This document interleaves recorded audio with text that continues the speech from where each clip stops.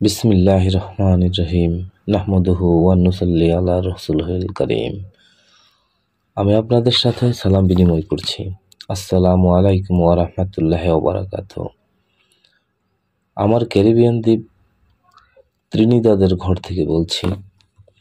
আমাদের আজকের বিষয়বস্তু হচ্ছে আমরা আবার ফিরে যাচ্ছি সেই মহাযুদ্ধে। রাশিয়া ইউক্রেনের ঘটনাবলী অতি দ্রুত গতিতে ঘটছে, যা আপনারা সবাই জানেন। আর যারা বলছেন এই বিষয়টি অর্থহীন, কোনো মহাযুদ্ধ হবে না, তারা এখন পিছনে সরে যাচ্ছেন। কারণ এখন সবাই সম্ভাব্য পারমাণবিক যুদ্ধ সম্পর্কে সতর্ক করেছে। যুক্তরাষ্ট্রের প্রেসিডেন্ট এটি সম্পর্কে কথা বলছেন, রাশিয়ার প্রেসিডেন্ট এটি সম্পর্কে সতর্ক করেছেন, পোপ সতর্ক করেছেন এবং জাতিসংঘের সেক্রেটারি জেনারেলও এটি নিয়ে সতর্কতা জানিয়েছেন এবং আরও অনেকেই সতর্ক করেছেন যে হ্যাঁ, আমরা এখন একটি মহাযুদ্ধের দ্বার প্রান্তে। আমাদের নবী সাল্লাল্লাহু আলাইহি ওয়াসাল্লাম এটির ভবিষ্যৎবাণী করেছেন। তিনি একে মালহামা বলেছেন, যেখানে সেই যুদ্ধে যোদ্ধাদের মধ্যে ৯৯% মানুষ নিহত হবে। হ্যাঁ, সে কারণেই এটি সাধারণ কোনো যুদ্ধ হতে পারে না। যদি আমাদের নবী ভবিষ্যৎবাণী করেন যে যোদ্ধাদের ৯৯% নিহত হবে, তাহলে এটি অবশ্যই এমন একটি যুদ্ধ হবে যেখানে গণবিধ্বংসী অস্ত্র ব্যবহার করা হবে। আমি এই বিষয় বারবার আলোচনা করেছি, কিন্তু আজ আমি একটা সংক্ষিপ্ত ধারাবাহিক আলোচনার মাধ্যমে বিষয়টি তুলে ধরতে চাই। পারমাণবিক যুদ্ধের জন্য আমাদের প্রথম প্রস্তুতি হলো কি? উত্তর হলো, তারা আপনাকে উত্তর দেবে না, কারণ তারা পারমাণবিক যুদ্ধ নিয়ে কথা বলবে না। আর যারা কথা বলে তারা ন্যাটো সমর্থক। এটাই এই বেঈমানদের কাজ, অথচ তারা নিজেদের ইসলামী বিধান বলে দাবি করে। আমি এসব মানুষকে নিন্দা জানাচ্ছি, যাতে আপনারা জানতে পারেন তারা কারা। এক আল্লাহর বিশ্বাসের উপর পারমাণবিক যুদ্ধের প্রস্তুতির প্রথম ধাপ হলো মৃত্যুর ভয় আপনার হৃদয় থেকে দূর করুন। আমি আপনাকে এমন কোনো কিছু করতে বলতে পারি না যা আমি নিজে করি না। সুতরাং সততার সাথে আমি আপনাদের বলছি, আমি আমার হৃদয়ে মৃত্যু ভয় রাখি না। আমি কখনোই ভয় পাইনি, এমনকি যখন আপনারা সেই কোভিড নাটক ৩ ফুট দূরত্ব এবং মুখোশের বিধান ছিল, তখনও না। আপনি যদি আপনার হৃদয় ঈমান রাখেন, তাহলে আপনার হৃদয়ে মৃত্যুর ভয় থাকবে না। যদি আপনি মৃত্যুকে ভয় করেন এবং পারমাণবিক যুদ্ধ থেকে লুকিয়ে রাখার জায়গা খুঁজেন, তবে আপনার হৃদয় ঈমান নেই ভাই, আপনার হৃদয় ঈমান নেই বোন। তাই আমার প্রথম পরামর্শ হলো, মৃত্যুর ভয়কে আপনার হৃদয় থেকে দূর করুন। কেউ কি আপনাকে এই কথা বলছে? মহাযুদ্ধের জন্য দ্বিতীয় প্রস্তুতি কি? আমাদের নবী মুহাম্মদ সাল্লাল্লাহু আলাইহি ওয়াসাল্লামের উম্মতের জন্য খ্রিস্টানরা হয়তো একরকম উত্তর দেবে, হিন্দু বা বৌদ্ধরা অন্যরকম কিছু বলবে, কিন্তু আমি মুসলমানদের জন্য কথা বলছি। দ্বিতীয় ধাপ হলো কোরআনের নিরাপত্তা অন্বেষণ করা।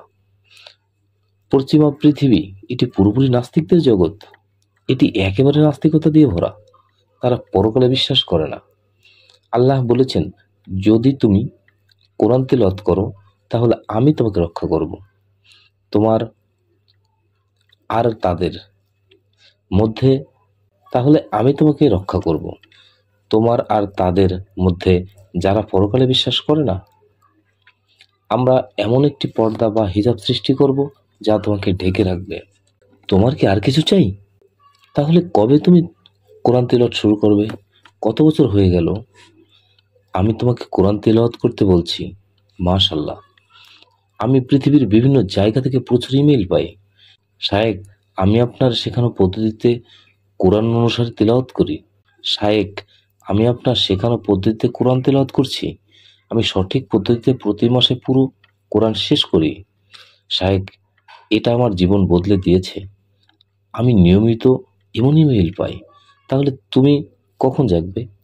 অনেকেই আছেন যারা আমার কাছাকাছি, আমি তাদের ভালোবাসি, তবু তারা কোরআন তিলাওয়াত করে না। আমি আর কি করতে পারি? যখন আল্লাহ আমাকে নিয়ে যাবেন, আমি তোমাদের সতর্ক করছি, যেন কখনো বলো না যে আমি তোমার উস্তাদ। না, না, আমাকে দাফন করো, আমার জন্য দোয়া করো, তারপর যুদ্ধক্ষেত্রে ফিরে যাও। আমি চাই না কেউ আমার প্রশংসা করুক। তুমি কেবল আমার ছাত্র। যদি তুমি প্রতিদিন কোরআন তেলাওয়াত করো, সকাল বেলাটাই সবচেয়ে ভালো সময়, এবং 1 মাসে একবার পুরো কোরআন শেষ করো। এটা সেই দ্বিতীয় প্রস্তুতি, যা তোমাকে মহাযুদ্ধের জন্য প্রস্তুত হতে হবে। মহাযুদ্ধের জন্য তৃতীয় প্রস্তুতি হলো তোমাকে একজন ভালো পথ প্রদর্শক খুঁজে নিতে হবে। কারণ সেখানে অনেক ভুয়া আলিম আছে, যারা তোমাকে এমন এক ইসলাম দেখাবে যা পশ্চিমা বিশ্ব কোনো হুমকি সৃষ্টি করবে না। যারা তোমাকে এমন এক ইসলাম দেখাবে যা পশ্চিমা বিশ্ব কোনো হুমকি সৃষ্টি করবে না। তাদের কাছে এটি স্রেফ একটা রবিবারের লাঞ্চের মতো। এই ইসলাম তাদের কাছে হুমকিহীন। কিন্তু তুমি যদি এমন কারো অনুসরণ করো যিনি খিজির আলাইসাল্লামকে অনুসরণ করেন এবং কোরআনের দিকে ফিরে তাকিয়ে বর্তমান পৃথিবীর বাস্তবতা বুঝিয়ে দেন, তাহলে পশ্চিমা বিশ্ব তোমাকে ঘৃণা করবে। তারা তোমার প্রতি আক্রোশপূর্ণ দৃষ্টিতে তাকাবে। তাহলে এমন একজন পণ্ডিতের খোঁজ করুন যার মধ্যে সততার গুণ রয়েছে। এমন একজন পণ্ডিতের খোঁজ করুন যিনি আজকের বিশ্বের উপর আলো ফেলতে পারবেন। এমন এক পণ্ডিতের খোঁজ করুন যিনি বলতে পারেন যে এক মহাযুদ্ধ আসছে। এমন একজন পণ্ডিত খোঁজ করুন যিনি আপনাকে সেই মহাযুদ্ধের জন্য প্রস্তুত হতে সাহায্য করতে পারেন। এমন পণ্ডিতদের কাছে যাবেন না যারা নরম, যারা তাদের সুবিধার জন্য গান গায় এবং তাদের মসজিদের দরজা আমার জন্য বন্ধ করে দেয়।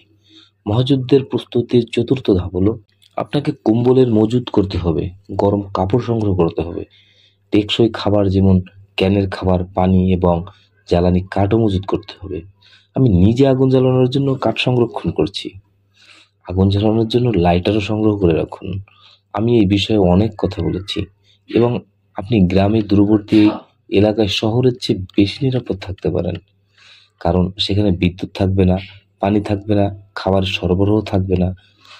তখন শহরের লোকেরা একে অপরের বিরুদ্ধে লড়াই করবে, আপনার ঘরের দরজা ভাঙচুর করবে যদি তারা সন্দেহ করে যে আপনার কাছে খাবার আছে। তাই দয়া করে শহর ছেড়ে গ্রামে চলে যান। যেহেতু আমি নিজেও তাই করছি, তাই আমি একটি ছোট বাড়ি তৈরি করেছি যা সমুদ্র সৈকত থেকে মাত্র 100 গজ দূরে, ত্রিনিদাদ এর এক দূরবর্তী গ্রামে, যেখানে আমি মাছ ধরতে পারি। এখন শেষে একটি বিষয় আমি বলতে চাই, তা হলো আমাদের দৃষ্টি আকর্ষণ করা। যদি কোনো পারমাণবিক যুদ্ধ না হয়, তাহলে সবচেয়ে দুর্বল কারা? উত্তর হলো তারা হলো সেই সব নারী এবং শিশু যারা স্বামীহীন, বাবাহীন, বা যাদের পাশে সুরক্ষার জন্য কোনো পুরুষ নেই। তাই যেমনটা আমি সবসময় উপদেশ দিই, যখন কোনো বড় সমাবেশ হয়, যদি এমন কিছু ঘটে যা আতঙ্ক সৃষ্টি করে, তাহলে প্রতিটি পুরুষের দায়িত্ব হবে তার উপস্থিত নারীদের নিরাপদ রাখা। কোনো পুরুষ নিজে পালানোর চেষ্টা করবে না। যদি মারা যেতে হয় তবে মরতেই হবে, কিন্তু আমাদের নারীদের ও শিশুদের সুরক্ষা দিতে হবে। এটাই ইসলামের পথ। অর্থাৎ কোনো অগ্নিকাণ্ড ঘটলে দরজার দিকে ছোটাছুটি করে লোকে পায়ে পিষ্ট হয়ে পালাবার চেষ্টা করবে না। প্রত্যেক পুরুষ প্রথমে নারীদের সুরক্ষা নিশ্চিত করবে। এটাই ইসলাম। আমরা অন্যরকম মানুষ, তাই মহাযুদ্ধের প্রস্তুতিতে আমাদের উচিত ভাবা আমাদের সেই বোনদের কথা যারা একা বসবাস করছেন, যারা একা, যাদের স্বামী নেই, তারা হয়তো কখনো বিয়েই করেননি, অথবা তারা তালাকপ্রাপ্ত। তাদের মাঝে কেউ কেউ সন্তানের মা এবং একা বসবাস করছেন। আমরা তাদের জন্য কি করতে পারি? যদি আপনার সক্ষমতা থাকে তবে আপনি তাদের বিয়ের প্রস্তাব দিন। আর যদি আপনার স্ত্রী বলে তুমি দ্বিতীয় স্ত্রী আনলে আমি চলে যাব, তাহলে তাকে ছেড়ে দিন। তাকে ছেড়ে দিন। আপনি আগে জানতেন না যে আপনার এমন একজন স্ত্রী ছিল, এখন আপনি জানলেন। সত্য সবার আগে আসে। স্ত্রীর প্রতি ভালোবাসা নয়, আল্লাহর প্রতি অনুগত্য সবার আগে, স্ত্রীর প্রতি নয়। সন্তানদের প্রতি অনুগত্য নয়, সত্যের প্রতি অনুগত্য। আর আজকের যুগের সবচেয়ে বড় চাহিদা হলো, যদি তোমার বিয়ে করার সামর্থ্য থাকে তবে বিয়ে করো, কিন্তু যদি বিয়ে করো তাহলে মনে রেখো তোমার স্ত্রীদের প্রতি ন্যায় ও সমতা রক্ষা করতে হবে। এ বিষয়ে আল্লাহ বলেছেন, যদি তোমরা ভয় পাও যে তুমি তাদের সঙ্গে সমান আচরণ করতে পারবে না, অর্থনৈতিকভাবে সমান মর্যাদা দিতে পারবে না, তাহলে শুধুমাত্র একজন স্ত্রী নিয়ে সন্তুষ্ট থাকো। এবং যদি কেউ নিজেকে তোমার কাছে প্রস্তাব করে, অর্থাৎ এ নিয়ে আজকেও কথা বলে না, কারণ তারা বলে এটি দাসী সম্পর্কে এবং আজকের যুগে দাসপ্রথা নেই। সুতরাং এই বিষয়টি এখানেই শেষ। পরের বিষয় পরের বিষয় দয়া করে এভাবেই তারা এই বিষয়টি এড়িয়ে যায়। কিন্তু যদি তোমার কাছে এবং তুমি তাদের জন্য খাবার, কাপড়, আশ্রয় এবং নিরাপত্তা নিশ্চিত করো, তবে মাশাআল্লাহ, জান্নাতে এর মাধ্যমে তোমার একটি সুন্দর ঘর তৈরি হবে। কিন্তু যদি তোমার সাথে তাদের শারীরিক সম্পর্ক ঘটে, তবে ঝুঁকি রয়েছে যে কেউ তোমাকে ব্যভিচারের জিনা অভিযুক্ত করবে। এজন্য আমি প্রস্তাব করছি, যদি সেই ভয় থাকে তবে তোমাকে তাদের সাথে বিয়ে করতে হবে। এরপর আর কি করা যেতে পারে আমাদের বোনদের জন্য? এটাই এখানে সবচেয়ে গুরুত্বপূর্ণ বিষয়। যদি তোমার সামর্থ্য থাকে তাহলে এমন নারীদের একত্র করতে পারো, বিশেষত যাদের বাচ্চা রয়েছে, তাদেরকে একটি বড় বাড়িতে বা একটি কমপ্লেক্সে রাখো, যেখানে তারা একসাথে থাকতে পারে এবং একে অপরকে সাহায্য করতে পারবে। এমনকি তারা তাদের জীবিকা অর্জন করার পথও বের করতে পারে। কিন্তু এটি করতে হবে তোমার দ্বারা, যদি তোমার জন্য এটি করা সম্ভব হয়। প্রিয় নবী সাল্লাল্লাহু আলাইহি সাল্লাম এর স্ত্রীগণ কুঁড়ে ঘরে থাকতেন। তারা কুঁড়ে ঘরে থাকতে অস্বস্তি বোধ করতেন না।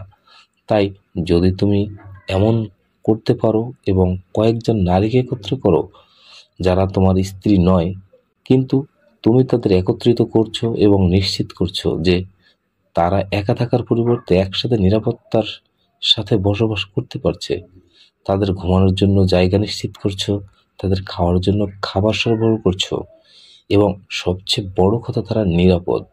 এটাই আমি শেষবারের মতো বলতে চাই। এই নারীরা যারা মহাযুদ্ধের পরবর্তী শৃঙ্খলায় ভুক্তভোগী হবে, স্মরণ করো সিরিয়াতে কি ঘটেছিল। প্রচুর ব্যভিচার, জিনা হয়েছে এবং নারীর দাসত্বের মতো পরিস্থিতি তৈরি হয়েছে, এবং তারা এটিকে সালাফ ইসলাম বলে প্রচার করেছে। মহাযুদ্ধ চলাকালে এই নারীরা আরও বেশি যৌন নিপীড়নের শিকার হবে। এবং মনে রেখো, ব্যভিচার বা জিনা করলে কি হয়। আমি বহুবার বলেছি, দাজ্জালের চাই যেন জিনা উৎসাহিত হয়। কেননা যখন তুমি জিনা করো, অর্থাৎ বিবাহ ছাড়া শারীরিক সম্পর্ক করো, তখন মনে যা কিছু নূর রয়েছে তা বিলুপ্ত হয়ে যায়, আর তোমার হৃদয়ের অভ্যন্তরে শুধু অন্ধকার থেকে যায়। আর যখন তোমার ভেতরে শুধু অন্ধকার থাকে, তখন তুমি দাজ্জালকে বুঝতে পারবে না। দাজ্জাল যখন যা সুর বাজাবে, তুমি সেই সুরে নাচবে। যেমন সালাতে 3 ফুট দূরত্ব দাঁড়িয়ে নাচার মতো অবস্থা। এইসব মসজিদগুলোতে মানুষ 3 ফুট দূরত্বে দাঁড়িয়ে সালাত পড়ছে, আর মাস্ক পরে যেন দাজ্জালের সুরে নাচছিল, বধির, বোবা আর অন্ধের মতো। কিন্তু যাদের হৃদয়ে নূর আছে, তারা এভাবে করবে না। আমি কখনো আমার সালাত 3 ফুট দূরত্বে দাঁড়িয়ে সালাতের আদায় করিনি, কখনো করিনি। এবং আমি কখনো মুখে মাস্ক পরে সালাত পড়িনি, কখনো না। না, আমি বাড়িতে সালাত পড়াই পছন্দ করি, যদি ওই স্যার কাছে যোগ দিতে হয়। যদি তুমি এই নারীদের একত্রিত করতে পারো এবং তাদের নিরাপত্তা দিতে পারো এবং তাদের জন্য খাবার, পোশাক আর থাকার জায়গার ব্যবস্থা করতে পারো, যেখানে তারা একসাথে থাকে এবং পরস্পরের সঙ্গ পায়, তাহলে তারা বাইরের সেই জিনার হাত থেকে নিরাপদ থাকবে। আমাদের বোনদের কথা চিন্তা করো, সেই যৌন লোভী শিকারীর কথা ভাবো যারা তাদের উপর হামলা করবে। যখন মহাযুদ্ধ শুরু হবে, তখন তারা খুবই দুর্বল হয়ে পড়বে। আমাদের বোনদের দুর্বলতা এবং তাদের সন্তানদের কথা ভাবো, এবং মহাযুদ্ধ শুরুর আগে যদি আল্লাহ তোমাকে সামর্থ্য দেন বোনদের রক্ষা করতে, কিছু করো। ধন্যবাদ। আসসালামু আলাইকুম ওয়া রাহমাতুল্লাহি ওয়া বারাকাতুহু।